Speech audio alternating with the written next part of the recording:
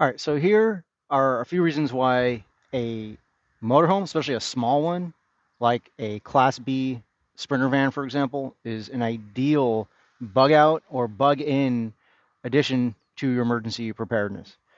So, with a van that is outfitted like a motorhome, you have shelter, you have water, you have food, you have electrical charging for your devices, you have lighting, you probably have communication. So those are some of the most fundamental categories for emergency preparedness. Now, if you have a van, chances are you use it for something other than just the one-off apocalypse that you know is never going to really come. For me, I use it almost on a daily basis, which actually saves me gas, ironically, because I don't have to go home after I work out to shower and change into my work clothes and then go to work and then change into different clothes to go to an event, go to a casual get together, or maybe go to an evening run. I do it all from the van. It's ready to go. It's good to go. I don't have to go home to cook. I don't have to eat out, save money on that. So even though it gets worse gas mileage than a typical car or a Prius, of course, you can do a lot more in an outfitted small motorhome that you can drive on a daily basis and end up saving gas. And oftentimes I will just sleep in it at night if I, for example, have gone from LA and I'd have to go back to San Diego where I live and then back to Orange County in the morning. I'll just stay halfway between the points so I don't have to make that unnecessary trip, another 80 to 120 miles round trip or so. All right, so let me get right to it. With shelter. Now, shelter is not the most important category for emergency preparedness. I'll tell you what is in a moment, but you do want something to sleep on, sleep under, and sleep in. Now, I don't know who coined that term, that little kind of mnemonic, but it's a great one. So, sleep on. You have a bed, and I have a custom mattress that was made to fit the unique dimensions of this. I sleep better in this than I ever do in someone else's bed when I stay at a friend's, a family's, a client's house, as well as a hotel. All right, so that's the bed. You got just something to sleep under. You have your shelter. You have your roof. And this can be just in your driveway parked, or it can be wherever you need to go. You have shelter at the ready. Next, you have a backup shelter in case your house is compromised from an earthquake. These are built on suspension. They're designed to handle the shocks that your home's foundation is not designed to. So while your home might be compromised and you might lose your gas, your electricity, your heating, your cooling, all because of one earthquake, this is a very reliable backup having a motorhome, having a Sprinter van, for example. You can sleep in your driveway, or if you need to evacuate, you have everything with you. Okay, so we've talked about shelter sufficiently. Next, let's talk about water. Water is extremely heavy. It's about 8.5 pounds per gallon. And you need way more than what these emergency preparedness organizations recommend of a gallon per person per day. Try that. See if you make it until lunch doing that. And that's just for drinking. You're going to hygiene, you're going to clean your hands, you're going to clean your tools, your stuff, your whatever that means. You might have pets that need water, so don't forget a gallon per day for your pets too. That goes by so quickly. If you haven't tested it, do so. Go camping. See how long that 1 gallon of water will get you in just one day. So instead, you have a water tank. And you don't just have a place to store water, you have fresh water. And here's why. If you're using your motorhome semi regularly, you're going to be cycling that water in and out. It's not going to sit and stagnate like it would in your rain barrel at home, like it would in the bottles of water on your shelf, where the plastic leaches in, where the bottles eventually will melt and degrade and start to leak and maybe damage your shelf and your other items. You have a reliable water tank that you can fill and go in a moment's notice. And when you do get to a place where you can top off, you can easily top it off, take as much as you can. You can carry a heck of a lot more than you could in your camelback, on your back, or in bottles. So you have water in a larger quantity and a fresher, safer amount. Now, just periodically, even though there is bleach, there's chlorine in the water for most municipalities. Do a flush, clean out your tank, do like a shock once a year if you can, just to keep it safe. But as long as you're using it regularly, you really don't have too much to worry about. When you store water for years at a time, you do, because if that bottle isn't completely sealed and secure, just a few pathogens that get in your water can cause giardia, can cause all kinds of disabling illnesses where you're going to lose far more water than you would otherwise if you just drink none of the contaminated water. Okay, so we have shelter and then water. Next, food. Now, food is also not one of the most pressing urgencies, but eventually it will be.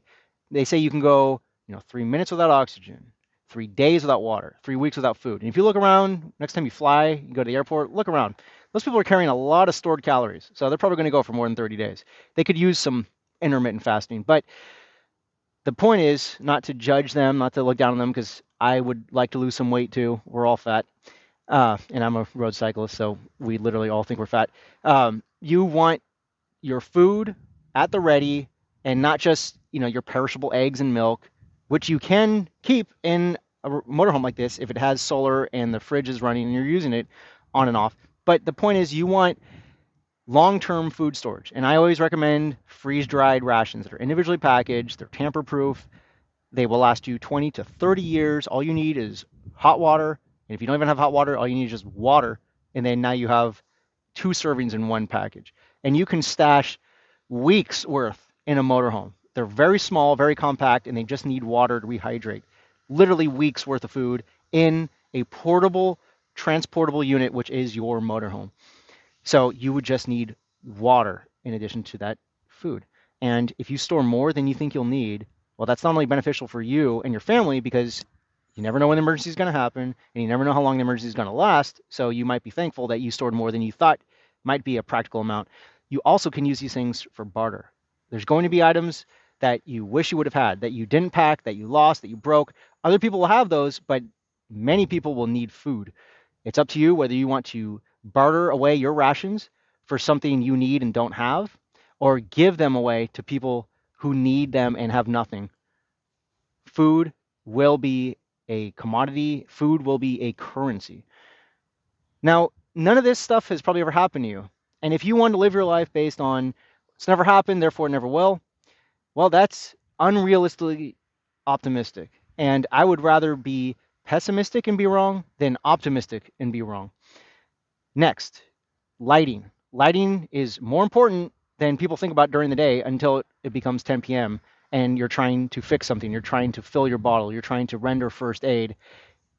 Lighting is necessary at least once a day, every single day, if you are up past bedtime, and you will be during some kind of emergency situation. So with your Sprinter van, with your motorhome, you can outfit it with auxiliary lighting that will charge from battery, charge from solar if it's powered by the house battery, indefinitely, over and over again. It's solar powered LED lighting. I have them in front as a light bar on top. I have them in the back as a light bar in the back, and I use these lights almost every time. Right now, I'm getting ready to race. There's a state championships bike race. Some of us stayed last night. That's the time to set up camp, work on your bike, and the Sprinter van especially is such a great tool of tools. You have, and I don't mean tools like people tools, you have all your bike stuff ready to go. And that could be whatever sport or interest you're in. And it doesn't take much more to just make it ready to go for an emergency, right? So you have tools that are dual purpose. They're good for bikes. You have wrenches, you have Allen tools. Those are also good for repairs. You can do some minor vehicle repairs with the same tools. You have first aid, which you need for bike crashes, because eventually you or someone around you is going to crash. Those are also great for when you see car accidents. And I've used those at least 4 times, probably closer to 10, honestly, combined bike and car crashes. You come across a fresh car accident on the side of the road, first responders maybe haven't even been called or they're not there yet, somebody's bleeding, you have a first aid kit in your van, which is designed for you. You have your tourniquet, you have all your bandages, your critically wounded trauma kits if you have gone through, for example, like tactical combat casualty care. But just go through some basic Red Cross first aid training and you'll be miles ahead of the average person. And then you can do what you would have wanted somebody in your shoes to do if you were in a reverse role situation. If you had just crashed your car, how disheartening would it be to see these other cars just zoom by and look at you, maybe take a picture, maybe rubberneck, but just keep going? You want someone to stop and help you when you are helpless. And that enables you to do more than you otherwise would by having a first aid kit, which is dual purpose. All right. So it's there for the day to day, it's there for the unexpected, and it's there for the true emergencies where you can't get access to medical care. Next, communications. So it's easy to add, a CB radio. It's better to add a ham radio. You can at least carry a portable one. Baofangs are like $30. You can carry the Garmin InReach communicators. So if you're going off grid in your van on purpose, you're camping, you're going exploring, you're going hiking, you're away from cell signal, now you have an emergency communication device where you can send and receive text messages through the satellite. You can also send an emergency beacon using the SOS button that will route help from a national coordination center. And you also have the ability to radio in using the satellite communicator emergency help if you're in an area where there's zero cell coverage or the cell coverage is degraded for whatever the reason, whether because it's been damaged or because it just hasn't been added. The infrastructure just doesn't reach to the desert or wilderness where you are. You always want a backup. You always want everything in threes, technically. If it's critical, you want three ways to do it. So think of the PACE plan, the primary, alternate, contingency, emergency. Your primary would be your cell phone. Your alternate might be your ham radio. Your contingency might be your Garmin InReach communicator. And then your emergency, that's up to you. I would consider the Tesla Starlink.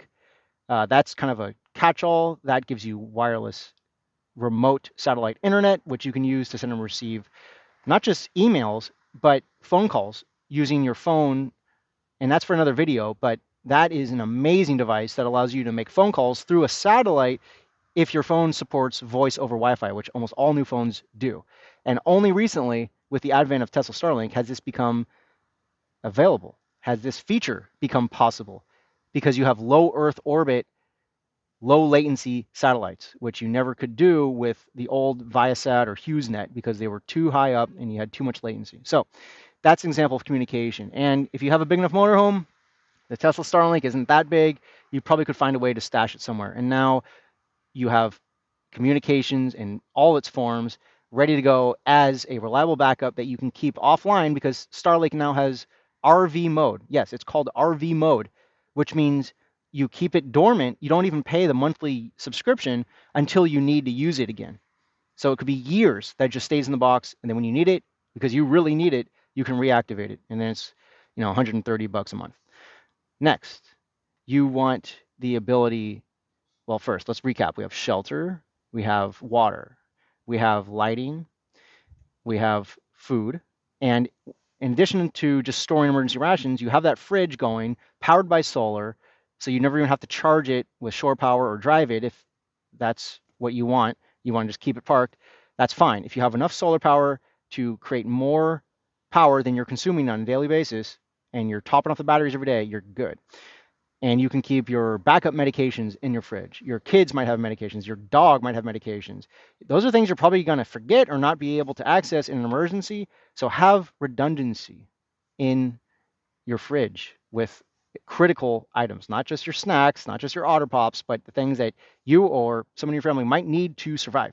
Okay, next, charging. So you need the ability to have emergency power. Now, with these Class B motorhomes, a lot of them come with an ample amount of solar on the roof, which keeps all the systems going without even requiring shore power. So during the day, if you're just parked, you can charge all your USB devices more efficiently than you could in your home running a gas generator, which you'd have to invert to DC power.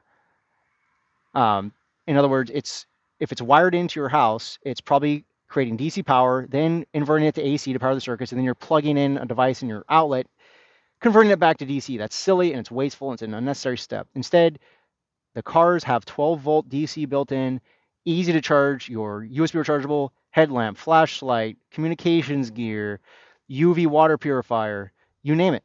And it can be done day after day indefinitely, because as long as you are generating more than you are using in terms of solar, which you probably are, which is why you should always be charging during the day and keeping those batteries close to full, and then unplug everything as it gets dark. You're not going to have solar through the night, but that's why you want to charge as much as you can during the day when the energy is free and abundant. ABC, always be charging.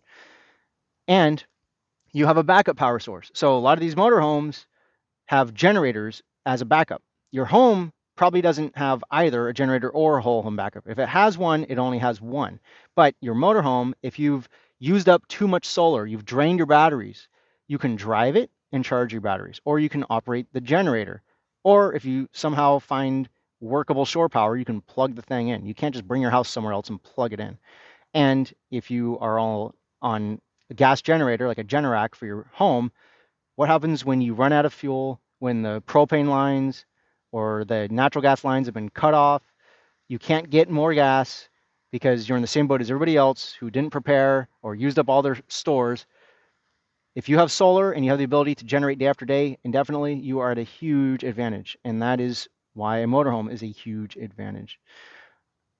And then you also have security. So you should keep some kind of self-defense items in your van in case you have to shelter in place in your driveway or somewhere foreign.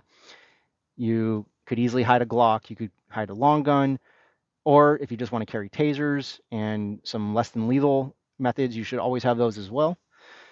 So you have self-defense, you have full 360-degree visibility in most cases, and you can create a watch, an outpost. This is a little extreme, but if you're trying to guard your property or you have a team where you're teaming up, you're guarding your campsite, you're working in shifts, well, you have a comfortable place to sit and be on watch, and you have 360-degree visibility from within your car, whereas in a house, you have a lot of blind spots. So you could set up an advanced perimeter, you could park your van out the entrance of the property, and then use your communications, use the overhead lighting to create a pretty effective impromptu watch post.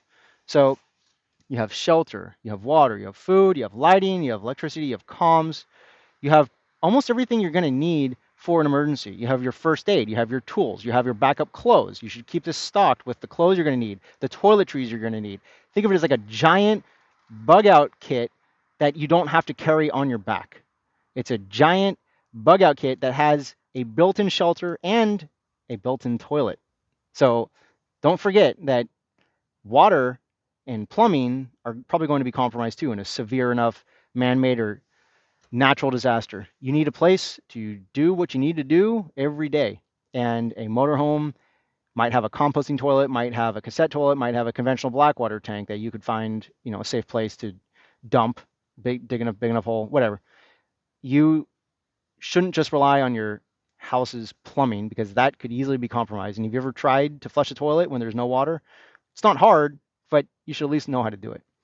Next, you can also store a lot of backup documents, books, how-to guides, references.